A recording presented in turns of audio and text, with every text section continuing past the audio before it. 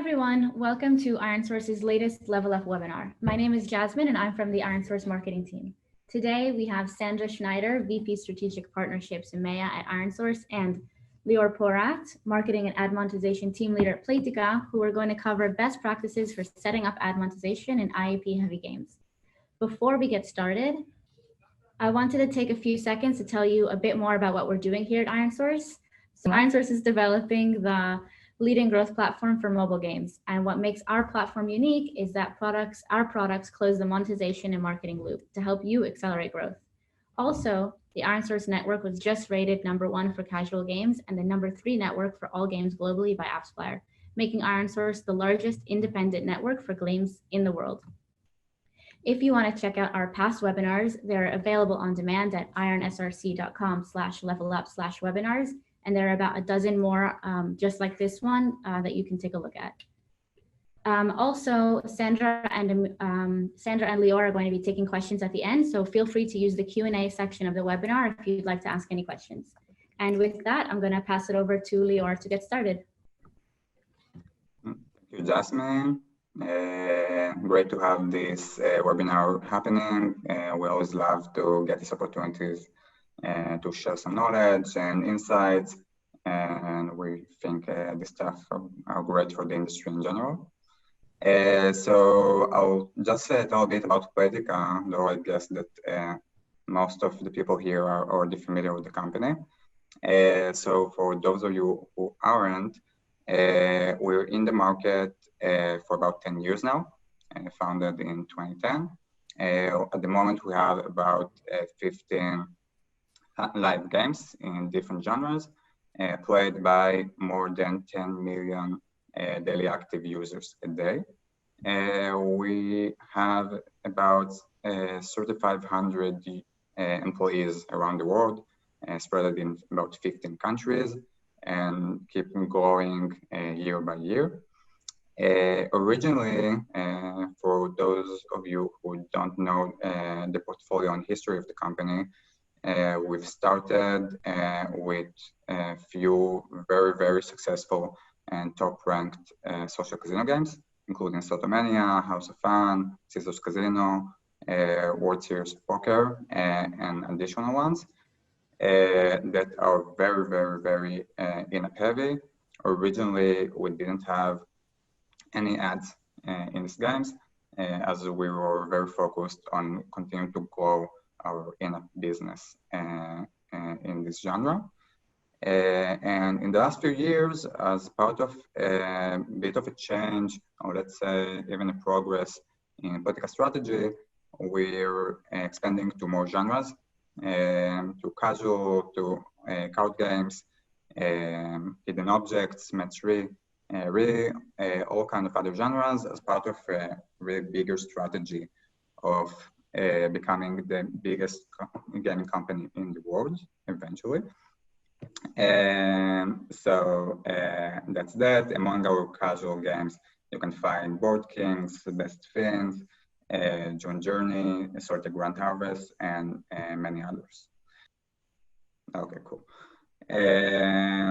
So as part of what we're going to talk today, we're going to start with even explaining why did we get into ads for the first place. After that, we'll talk a bit in general lines about how did we approach this extension of ads to our games. And after that, we'll get to the main part of actually talking a bit about guidelines, best practices that we already have with our experience with ads among our portfolio, which again is very in-app heavy stock. Cool. So why ad revenue? Why did we even go there from the beginning with? As I said, we're in a gradual process of expanding to new genres. Actually, at the moment, we already have more casual and in general non-social casino games than social casino games. So it only made sense to enter to the ad revenue world, as in these games, ad revenue usually plays a bigger part, and in the breakdown of ad revenue and in-app it's usually more important. It's also a place where usually we have bigger DAU, which make more sense when it comes to impression and generating revenue out of them. And in addition to that, the amazing growth of rewarded video on both demand and supply side in the last few years really helped us to take this decision. For really, like, more than anything else that we're focusing on, the first thing that we're always thinking about is our user's experience in everything we're doing, both in-app and ads. So we wanted to make sure that we're not using any kind of ad format that will interfere the user experience, including banners, interstitial, anything else that we see as something that's forcing the users to watch ads, even if they don't want to. So rewarded video and also overall our ad formats that really enabled us to give the users the freedom to decide if they want to watch an ad or not, which works really well for our games. Quite intuitive, but it is probably the best solution for monetizing non-payers, which obviously we have many of them in our games, and I think it will be correct to say for most, if not all, of the games in the industry. Eventually, there's only a few percentages of users that are payers, no matter how successful your game is in in-app.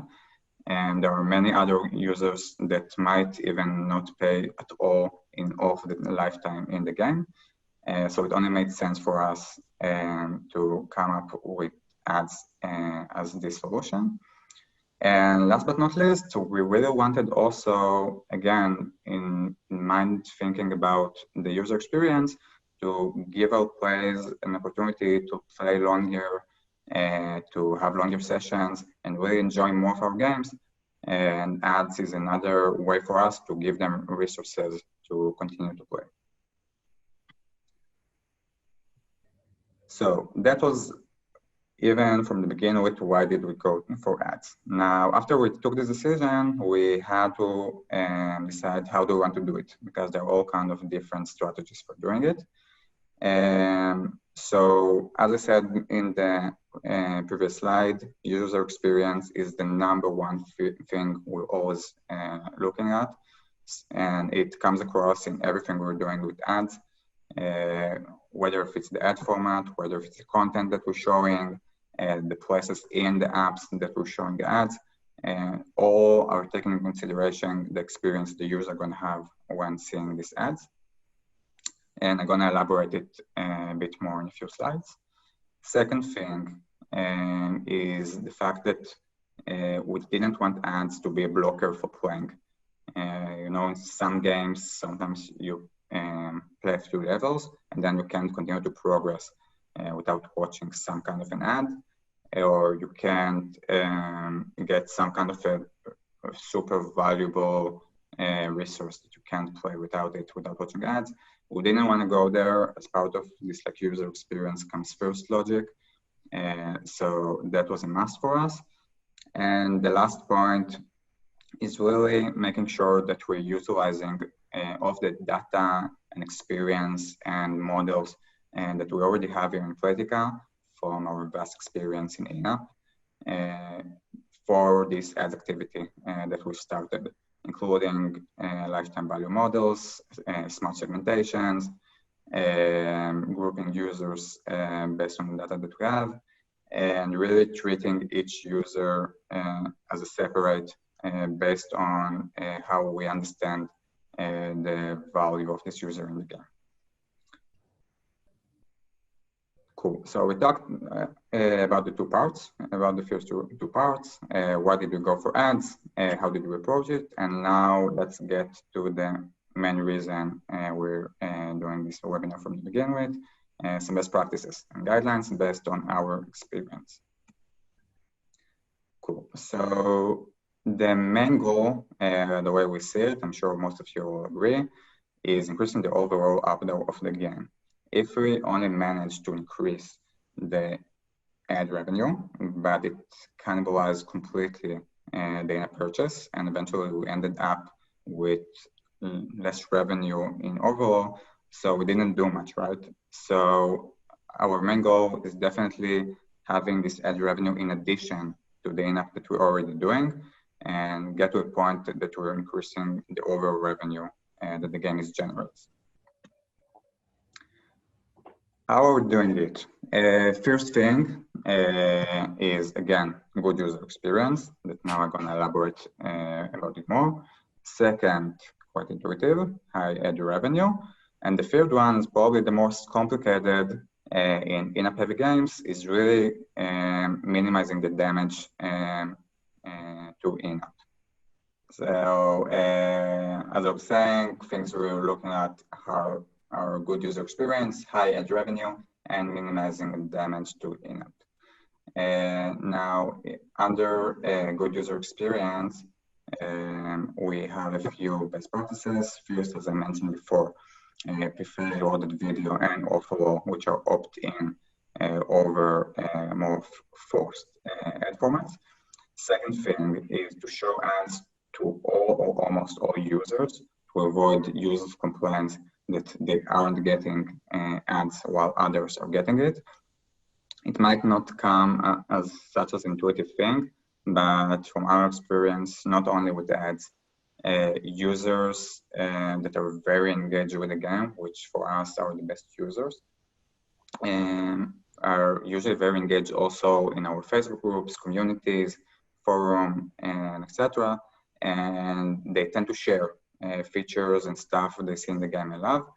So we want to make sure that we don't get to a point that some users are super excited about a new ad placement or the reward they got from an ad placement, while others who wouldn't get it because we're not showing them ads, and then they will be upset that they're not getting the full experience that others are getting. It's something that we've already seen in the past. Content control, even without getting into blocking, all kind of advanced blocking, which some publishers do. I think the best line is making sure that you're blocking sensitive categories. You have different players with different sensitivities, and you want to make sure that you're not offending anyone, not showing them stuff that they don't want to see, including adult materials, drugs, and extreme violence, anything else that you can think of. So we really make sure you're being on top of that. Another thing that's really important to be on top of is tech issues and ad crashes. We would ideally want to think that they're not happening, but they're happening more than we would want to. Eventually, we're working with a few ad networks, with mediation. There are all kind of SDKs and adapters involved. And we need to see that at any given point, if a user wants to watch an ad, he actually can watch an ad, and it doesn't crashes the game, it doesn't crashes the ad itself. So it's super, super important. And the last point will be treat ads as any other feature. I think that sometimes we think about ads, especially in in-app heavy games, as something that is extra and doesn't generate most of the revenue. So we can just do something pretty quick, not very complicated, and hope that users are going to be engaged with it. And usually it just doesn't work. If you're not investing enough in the ad placement and in the experience the user going to have, they usually won't be that engaged with it. And so every time we're coming to creating a new ad placement or new reward or changing something in the existing placement, we constantly think about how to make it more fun for the users. And it pays off. Eventually, we see every time we're coming with this new, more fun features, users get super hyped and excited about it. The groups, chats, even the stores are full with super, super happy and positive comments about these new features. And in one of these cases, we actually had one of our best days, at least when it comes to reviews and responses, following one of these ad placements that we added to a game, which added a new content that the users couldn't get any other way before that.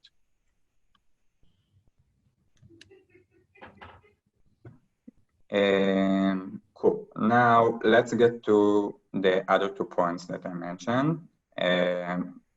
Increasing ad revenue, minimizing damage to in-app. There are 4 main cases that ads can cannibalize in-app. One will be that the rewarded video placement is placed in in-app top pressure point. It's something that ideally you would want to try to avoid. Second one, users can watch too many ads. So altogether, even if the reward itself for each ad is pretty low, altogether they can get enough rewards so they don't need to purchase. Similar to that, if you have a reward which is too high for each ad, also you're educating the users that they don't need to deposit. And the last thing, which maybe don't all of you know, but we already know from experience, too many ads for itself can take too much time of the user's time, and eventually there's only a certain time a user can play a day. And if he spends most of the time watching ads, chasing for something that you're giving them here, they are likely to have less time to purchase. So you don't want them to spend most of the session on watching ads, assuming you're in-app heavy.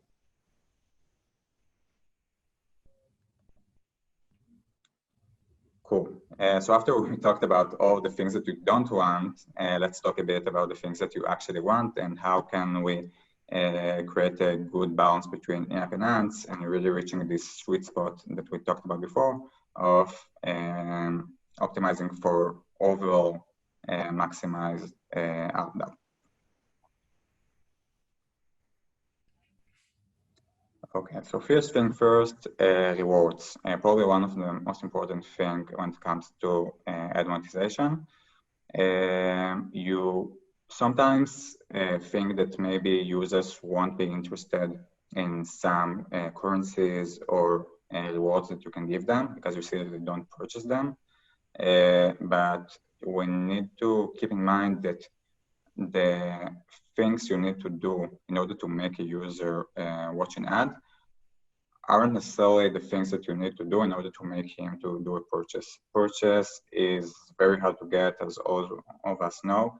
There are only few percentage of users that will be willing to purchase from the beginning with, while ads are much more easy to convert users to. So think about your specific game, think about things that you don't even necessarily give users now. It can be doubling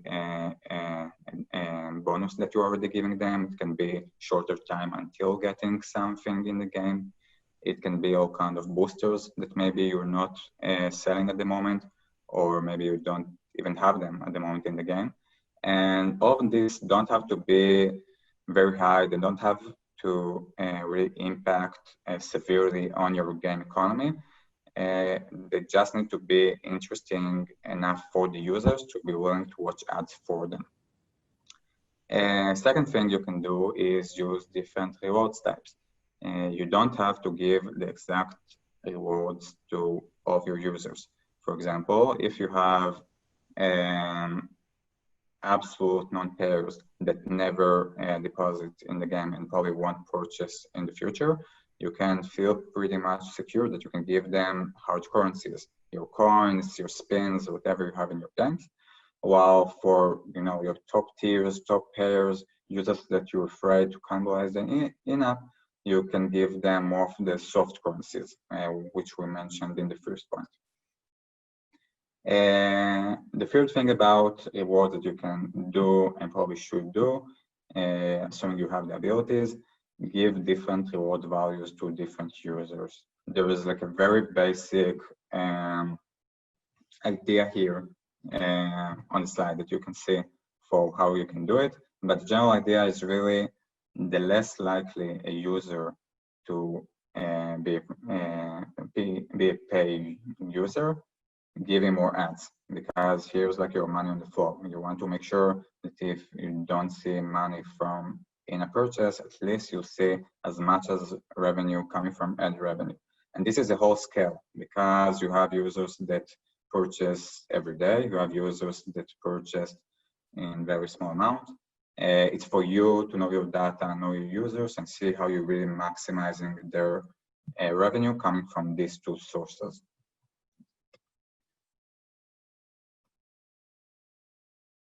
Cool. Here's an example for the first one, actually, of using soft currency as rewards. It's coming from Best in Stars. It's one of our newest casual titles. It's a linker games, similar to Net3. You can see here, this is a pre-level placement where the user can watch an ad to get some kind of a booster that I'm going to use in the level itself. It's something that users can get in some ways, during the game, but it's not something that is a main currency, and users don't really purchase it usually. So this is a good example for something that we see have a good potential to have a high engagement and high revenue eventually without doing a big damage to in-app. A second aspect of balancing in-app and ads will be caps and cooldowns. The main thing that I have to say about that is also something that I know many developers don't usually tend to do, but we strongly believe in. Aim for high ad engagement rate rather than high number of ad views. Eventually, if you think about it and about how ad revenue tends to work, you usually get the higher CPMs for your first few views. It can be your first 3, 5, even 10 ad views. Again, you know your CPMs better. But you all agree that at some point there is a long tail. If you're going to show your user in a day about 30 ads, and you're actually going to do it, so at some point the CPMs will be going to be very low because the user has only a limit to the number of times he can install an ad in a day, and many of the ads are CPI based and they are not CPM based. So you have to make sure that you're really giving the user a number of ad views a day that are still paying off compared to how much you're risking your in-app. Because in the example that I just gave, for example, this user is watching about 30 ads a day, you're not going to get much probably from the last, let's say, 10 to 20 ad views of this user when it comes to ad revenue, but you're giving him so many resources coming from the rewards that eventually he'll probably won't need to purchase or even won't have the time to purchase in his session. Kind of similar idea to what we mentioned before. The fewer in-apps a user generates a day, the more ads they should watch. It's the same idea as we said before with the rewards. Again, payer, non-payer, look at your scale and understand your users and see how you're maximizing each one of them with the number of ads you see they should get. And the last thing, which is super important for those of you who actually have this data or able to get this data, try to base your decisions of those in both rewards and caps and cooldowns on your own models and on data and predictions.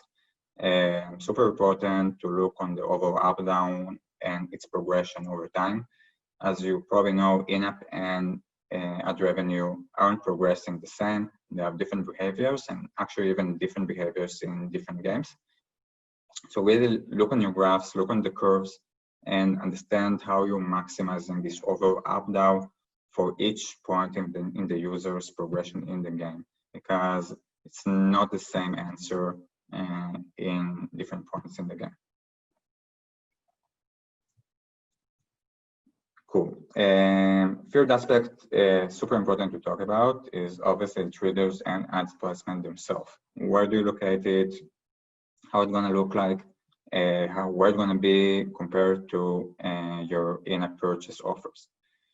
So as a general saying, same as I said before, try to avoid ads in in-app top pressure points, something that usually will have a very low impact on ad revenue compared to the damage you're going to see in in-app. And super important. For example, if you have this place in the game, the out of energy or out of moves or out of spins, where you generate 90% of your in-app in a day, you don't want to have there an ad placement that there's probably no reason going to generate enough revenue to compensate on this revenue loss. If you're already going for these pressure points for your own reasons, because you find there is some kind of a way that you can balance it and make it work, make sure you're starting with in-app. Give the user first the option to purchase or try to aim him to do a purchase. And only if you get to a point that you understand that this user won't do a purchase, so go for the ad placement. Last thing, which is also connected to this point, will be trying to use rewarded video offer to actually encourage in-app. Something that isn't necessarily easy to do, but can really pay off as another actually in-app monetization mechanism. There is like a very rough example here below about how it can look like.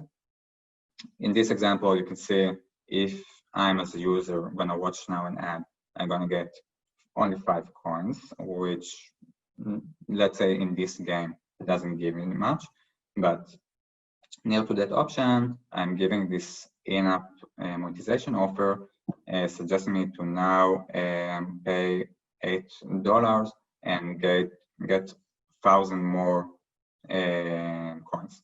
So as a paying user, you're probably going to go for the right option. You're probably going to purchase because it makes more sense. You're so invested in the game that you have nothing to do with 5 coins. It's only suitable maybe for beginners. And this is only one example. You can play it in all kinds of other ways. Try to get a user to some place in the game with an incentive of watching an ad to get a reward. But actually, once you have the user there, you can also show him all kinds of in-app offers wrapping this ad offer.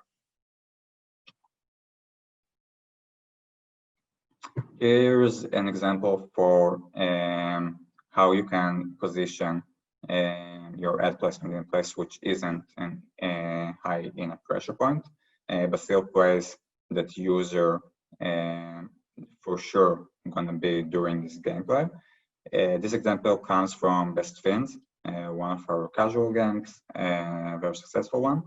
The ad placement itself is what you see in the right screen, this wheel with the random rewards, which also takes us to the principle that we talked about before of giving, among other rewards, also soft currencies. You have your kind of boosters and similar stuff, and not necessarily the hardcore currencies of the game. So on the left screen, on the left screen, you can see how the placement looks in the lobby of the game. The user is going to the lobby before and after each level. It's popping out, it's an icon of the wheel. Users are very likely to be engaged with that, and still you're not showing it at any point when the user is now out of any kind of hard currency in the game and facing a decision of purchasing or not. Above all this stuff, as I kind of already mentioned in the subtext, testing and basing your decisions on data, it's super crucial. We here in Playtika basically do nothing without testing it, and more than that, do it in an A/B test. And in the case of ad monetization, it can be testing new rewards types. It can be testing one reward type versus using multiple and random reward types. It can be different rewards values. There are endless options for this stuff.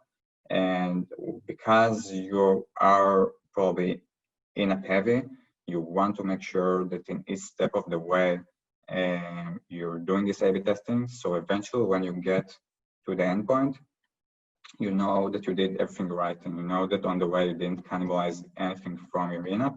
And even if you did, the overall ARPDAU that you're generating is now bigger. Okay, so we covered in this short few slides a few stuff. We talked about user experience and how we believe it should come first, and how to treat users with ads based on this idea. We talked about some best practices of how you can treat your users in a different treatment, basically splitting them to pairs and non-pairs, and giving them different rewards types, different value of rewards, different caps and cooldowns, and also even thinking around triggers and ad placements, how you can balance it best. As we said, especially not placing the ad placements in this high importance triggers for in-app.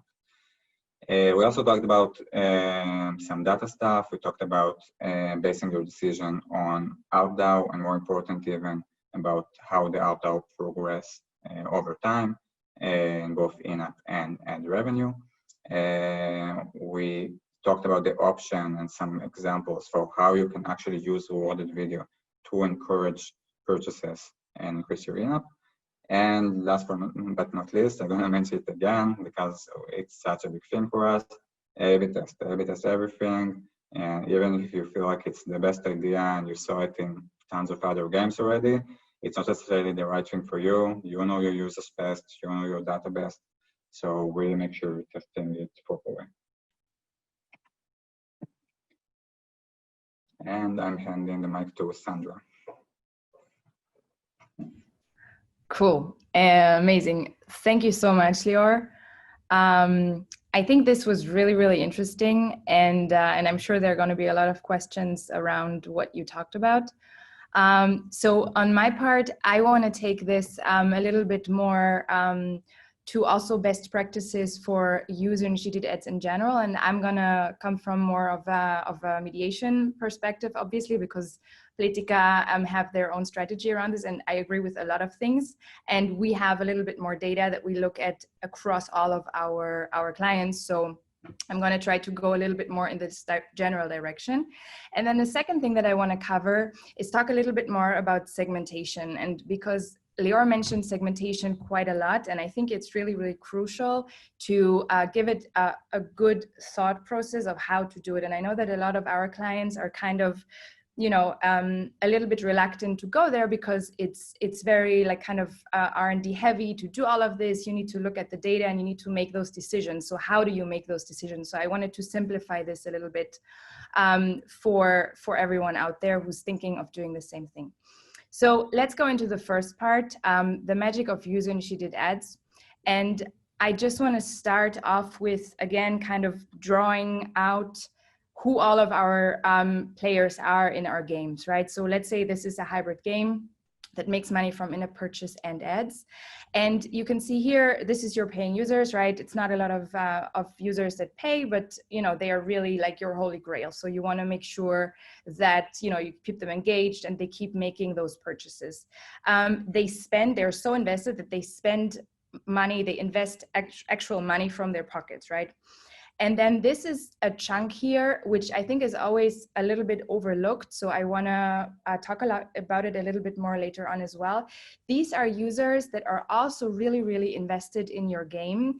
And they are not necessarily ready to invest actual money from their pockets, but they are ready to invest quite a chunk of their time to get a big amount of the currency in your game, to progress in your game. And the product that you can use to monetize these guys is the Awhile. So I want to talk a lot about it a little bit more.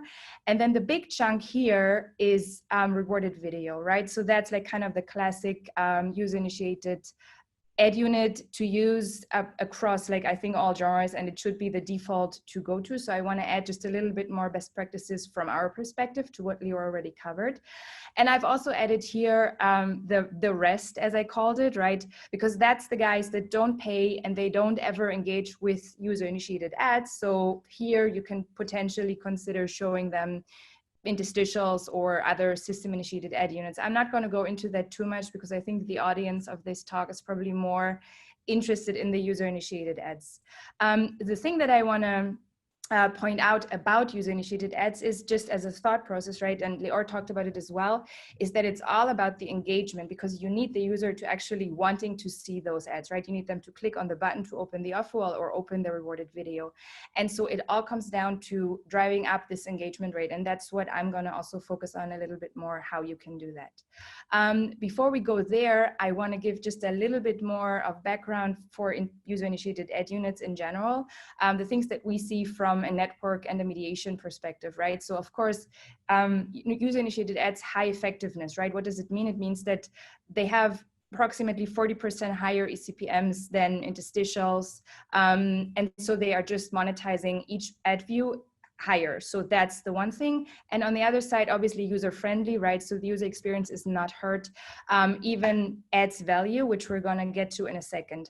So the value that is added, and Lior mentioned that as well, and I wanted to just give a little bit more numbers to this, to those things, right? So what we see is that adding rewarded videos, for example, actually doesn't hurt retention. It can actually improve it. And the reason is that you give, a reward for the user that otherwise would stop playing at that point. And also doesn't hurt session length, right? So very intuitive as well. They would probably stop playing the session in the point when they don't have anything to progress anymore. If you give them a product that can give them something to move on, they're gonna then get that reward and then spend it in your game. So you're increasing the session lengths as well. And the one thing that I wanna also talk about, and Lior covered it quite in length, and I think, if Playtika's strategy here is really, really interesting for how to balance this, right? Because it's about a balance, and the way that Lior talked about it was interesting. He said, like, to minimize the cannibalization, right? So there might be a little bit of cannibalization, but as long as the overall ARPDAU is going up, you're good to go, right? So this is just kind of in terms of the value that this product adds. Let's go a little bit deeper into rewarded videos, and just kind of as like an idea of when you look at your own games, how can you optimize or even just add ads from the beginning? Let's say you don't have any ads today, like how do you go about it, right? So this is stuff that Lior covered already. It's about the reward, the amount, and the type, right? So give stuff that not necessarily you can buy. Think about things that are interesting in the gameplay and you didn't really look at them until today. Dynamic rewarding is also something that we see works very well, because especially in in-app heavy games, the game economy blows up over time, and also Playtika are doing this as well. When you talk about over the time progression, right? You can increase the reward amount for the ads as you go through the game, because maybe, it's more interesting in level 20 to get 100 coins and not 10 coins. So this is just the thought process behind it. And visibility and self-explanatory buttons that drive the ads. This is something that is also really important, because as long as the user, if there's a button and it doesn't really tell you what it does, it's probably not going to have the maximum engagement rate that it can have, right? So you might also want to experiment with, what's the call to action that you put on the button itself, right? So if you just put like a little video and you don't say the actual reward that it gives, maybe it drives less engagement. So maybe you want to add watch a video for a live or whatever it is that you're giving, because that's going to give a very clear call to action. So I think this is something that is important as well. When you think about new placements, right?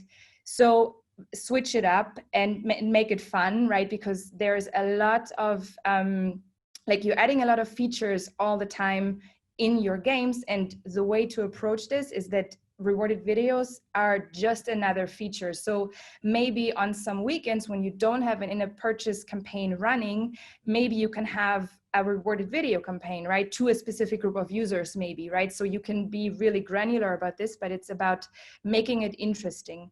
And the last thing that I'm going to say about this is think about the user flow and the timing of offering rewarded videos, right? Because at the end of the day, what you want is you do want the user to install once in a while, right? Because that's going to drive the CPM up. So that's your, that has to be your motivation. And so you also need to ask yourself, where in my game is a convenient point in time for the user to actually do that?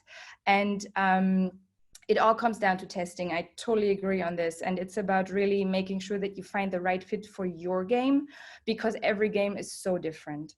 I want to give you a little bit more on like kind of the benchmarks that we see across different game genres, right? So you can see here, I've listed a few genres, and you can see the engagement rate, which is, in my opinion, much like Lior said, the most important thing to optimize, because the higher engagement rate, the more first ad impressions you have, and the more you're going to drive up your revenue, right? You can also optimize the usage rate, which kind of goes into the session depth, but that's maybe, you know, at some point it's not going to be incremental anymore, and at some point it's just going to be long tail, and then you maybe don't want to go there. But the engagement rate is something that you want to look at. And also what is interesting here to see, right, just to point out something that maybe is not intuitive, in hyper casual games, actually the engagement rate for rewarded videos, right, that's what I'm talking about here, is pretty low compared to other games. And the reason is that the currency and the ad economy in those games is just very flat, right? So actually it's not super valuable to watch a reward video in like those games. And so this is kind of the you know, those games, that's why they have to monetize also with interstitials. This is not the topic of this talk, but I just, when you see it in this table form, it's just very obvious that, that there's a big difference between engagement rates in those game genres, right? Cool. The next thing that I want to cover is the offer wall, and just talk a little bit more about that as well, because I think this is a slice of your users that is very valuable, and that I would even go as far as calling them potentially your ad whales, the ones that engage with this. And so let me start with what an offer wall actually is. It basically, the way that you need to think about it is like an alternative store, right, for the hard currency in your game, because the audience for this product are the guys that are so invested that they would, if they could, you know, or would want to, they would spend, but for some reason they just don't. So this is the exact audience that an offer wall is great for, because offer wall users are the users that are ready to invest not their money, but a chunk of their time. And when I say a chunk of their time, what I mean is that completing an offer in an offer wall can be 10 minutes, right? Can be 15 minutes. You can even, it can be even longer. So the investment versus a rewarded video investment, which is like 15 seconds, 20 seconds of actually watching a video and then getting the reward, is much higher, right? So that's why it's a totally different product. And it just offers multiple offers that you can complete in exchange for different types of, different amounts of in-app rewards. Two things that I want to mention at this point is that offer walls actually also are a really good retention tool, because those users would otherwise probably drop out at some point because they don't want to pay. And if you can't push them to pay, they would just stop playing, you know, at some point. And also offer walls boost in-app purchases even more than rewarded videos, right? Because offer walls really give a taste for quite a large chunk of currency. And so it's something that if a user one time completes an offer wall, he is more likely down the line to actually make it in a purchase. We've seen this over and over again, and it's a very interesting thing to think about. Best practices for implementing. So the few takeaways from this is that obviously it's a different product than the rewarded video because it needs more time from the user. So don't make it part of the game flow, right? Treat it like an alternative payment method, like it's an alternative store. So the place to put it in your game is classic would be a store placement inside the store, because that's where you have the users go to that are looking at the prices, but for some reason they are not ready to jump over that obstacle of actually making the purchase. So you can offer them an offer wall instead. And another placement would be the main screen. And what is really important is that it has to be the hard currency in your game, because otherwise it's just not going to be attractive enough. Cool. Few benchmarks that I want to finish on. the ACPM of Awhile obviously is very, very high because this is very valuable users to advertisers because they actually play their game, right? So they pay a lot for this. But the engagement rate, of course, is much lower than for rewarded video. If you implement Awhile and rewarded video correctly, you can get to around, like I would say, a revenue share of 60% rewarded video, 40% Awhile. So it's really quite a good revenue stream to consider. Cool. Now I want to go into segmentation and talk a little bit more about that part and just kind of simplify it for you, right? So the first thing is that obviously in order to segment, you need data, right? That's also what was very much throughout the whole talk of Lior. And the in-app data for segmenting your users for different like models of in-app purchase products, right, is in your own pipes and you own this data. But where do you get the ad data from? So I just want to make you aware of a product that it doesn't matter which mediation you use today. All of the big guys have this, and what it's called measurement, ad revenue measurement or user ad revenue. It has all kinds of names, but basically what it does is it tells you how much ad revenue did your user A make you yesterday in the game, and the ad revenue meaning all of the products that he engaged with, right? So rewarded video, interstitial, banner, and Awhile.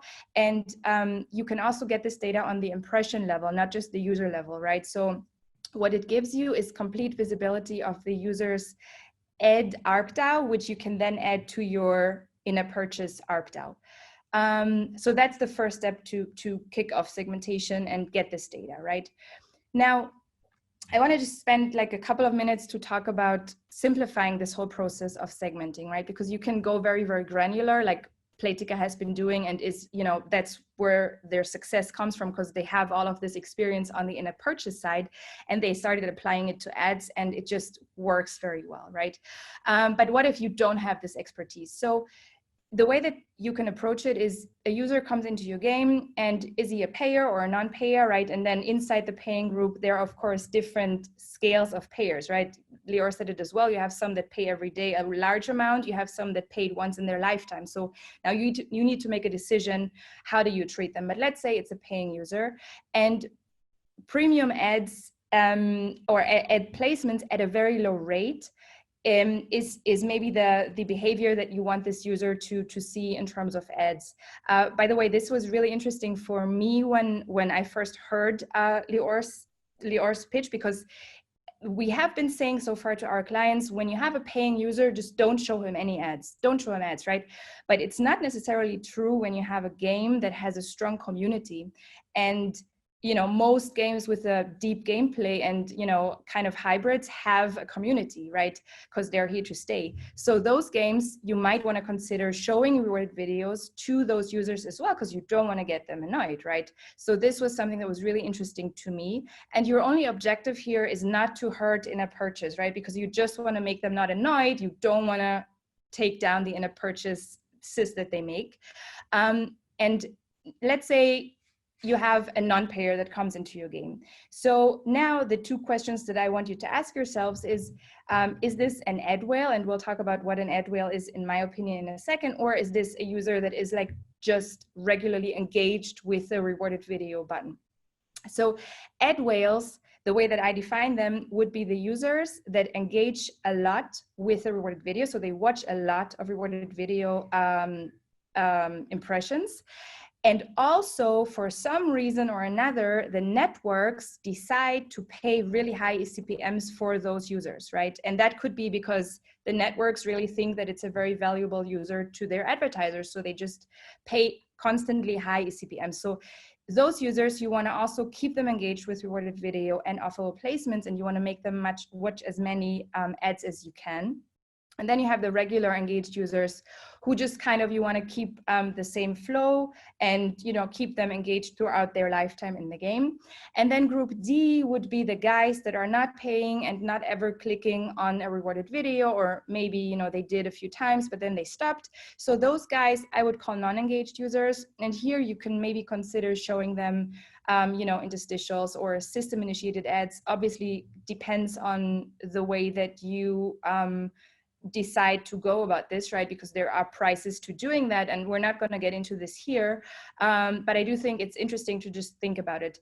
If you're interested in segmenting and kind of like the concepts behind it, there is another webinar that we did a while ago, so you can just go back to that. I'm going to finish on just showing you one more kind of easy way to set it up, because when you use, Playtika obviously are doing all of their segmentation on their side, because they have a big organization of, you know, R&D and BI and whatever, so it's all on their side.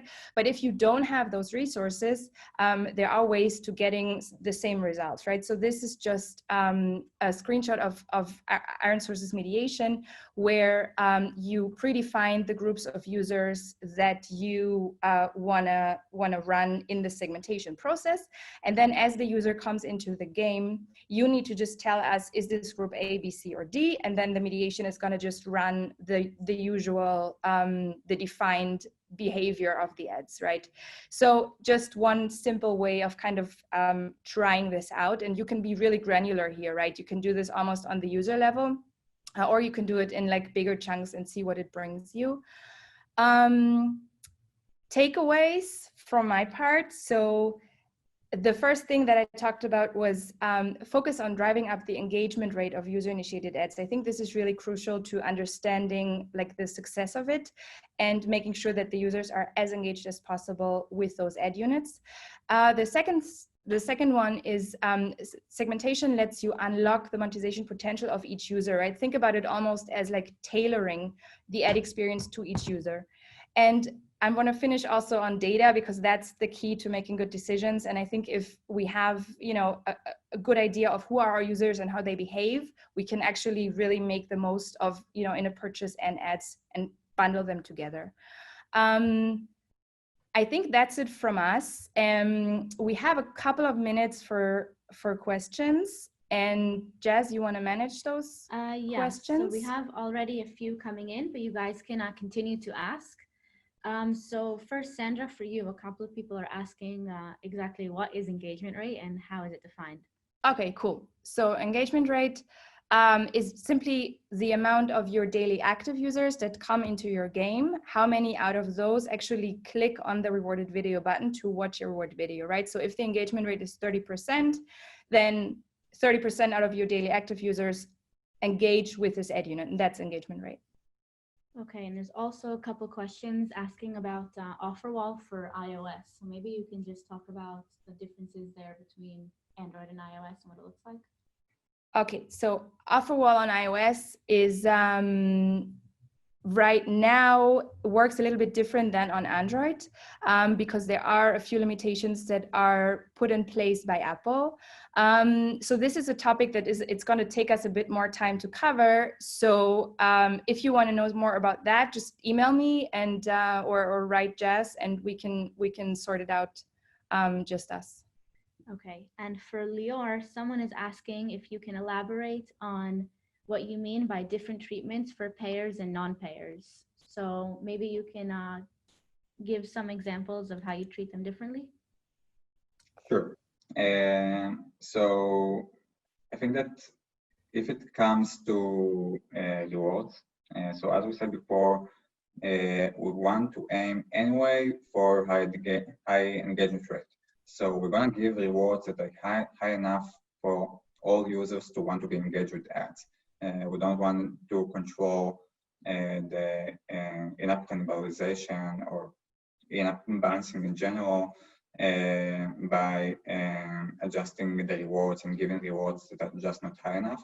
Because as we said before, we want to give all users a good user experience. We want them to not feel like some are getting a great feature and some aren't getting it at all, or getting a not so successful version of it. So that's the baseline. And from here, really look on how much your user is generating in in-app over time. It might, again, be different between different games and between different segments. But if you're actually going to use the data, as Sandra just said, you have the most granular data that you can want from the mediations, unless if you with some that don't have it. But you can really know how much you're generating from each impression and from each user in ad revenue and in in-app. So it's really for you to see at what points you feel more comfortable to increase the cap, increase the reward, giving maybe more hard currencies and therefore the soft currencies, and in which places you say, okay, it's just way too risky. I see this user is already purchasing, I see he's purchasing in a very high value, so I don't want to risk it. And between those two, there is a very, very big scale of all kinds of users with different versions of behavior. And you just really need to drill down, try to analyze, try to understand the trends and predict for which users you should give higher rewards and higher caps and different rewards, and for which users you want to be more on the safe side. Cool. And also we have about 3 questions here asking Lior, for you, if you've ever seen like the community, like payers and non-payers, they're each receiving different things. Are they talking to each other, and how is it affecting the community? We haven't seen any backlash around the subjects. Really, like the only negative thing we got in the very early stages of our ads activity were about users that aren't getting ad placement at all. I think that when it comes to like specific rewards types or reward values, users, at least like very engaged users, already know that they don't necessarily get the same treatment as other users, whether it's because of their segment or because their seniority or progression in the game, and many other things affect it. So it's not something that we got any complaints about in the past. Okay, and if you could also define what an IAP pressure point is. Someone asked that as well. Sure. For sure, it's different between different games. I can say only for our games that for me, a high in-app pressure point will be a point that will be a point in the game that actually generates a high share of the in-app revenue we're generating in the game. And you know, for some games it will be in the store. For some games it will be something that's actually triggered, like I said before, out of coins, out of spins, out of something that doesn't enable you to keep playing. And in some cases, it won't even be in this trigger. Sometimes it will be in the pre-level stage, and maybe in the challenges area. It's really different. And I can say that for our games, it's even different between them. So it's, you know, again, for each developer to look on how his in-app is being broken between different places in the game, and based on that decide where do you want to place your ad placements. Okay. Sandra, we have one for you. How do you understand who is an ad whale and who isn't? Okay, so basically it's the same concept like you apply for your in-app purchase whales, right? Because you define kind of a threshold of actual revenue that this user generates to you from in-app purchases. So it's the same concept. And the way that I look at it is an ad whale is someone that networks are ready to pay really high eCPMs for, right? So if you think about it for a second, you have a waterfall on the monetization side, and you have different prices set up for each of those instances or line items or whatever you call them in your waterfall. And now there might be users, and we see this a lot, that are constantly being caught, right, by the high instances in the waterfall. So for some reason or another, the networks really think that they are valuable for them. And that's why they are ready to pay quite a high price for this impression. And that's what I would define as an ad whale in, you know, together with actually this user watching a lot of ads. So these two, I would kind of define my thresholds when I look at my data, and then I would carve those out as this is my ad whales. Nice. We can take about maybe a couple last questions. Lior, someone is asking, how much time do you spend A/B testing in order to get enough data? Great question. It really depends. I'll kind of leaving this stuff more for other things. wouldn't want to give her an answer that isn't necessarily aligned with how they're doing the whole process, to which they're doing for years now. But I would say in general that we usually do one A/B test per decision, but we're breaking the testing process to many small A/B testing, meaning that if now we want to decide what will be the rewards that we're going to give in a certain ad placement. So one A/B test will be, let's check what kind of rewards types work better. And the next one will be the rewards value. The other one will be what happened if we're changing the caps. Like, we won't do all at once because, again, it is an A/B test, so you need to have only one thing you're checking every time. And usually, in a very, very general time frame estimation, I would say we're giving at least 10 days, if not even 2 weeks, for every A/B test we're doing. Again, depends on the game, depends on how much DAO do we have, and depends on the place in the game that we're A/B testing something, because maybe it takes the users even a time to reach to the point that it become relevant. So these things really change between the tests we're doing. Great, and let's do 2 last quick questions. Someone is asking, I think either Lior or Sandra, you can take this. Any advice for segmenting new users who we don't know if they're paying or non-paying yet? I think this is more Lior than me.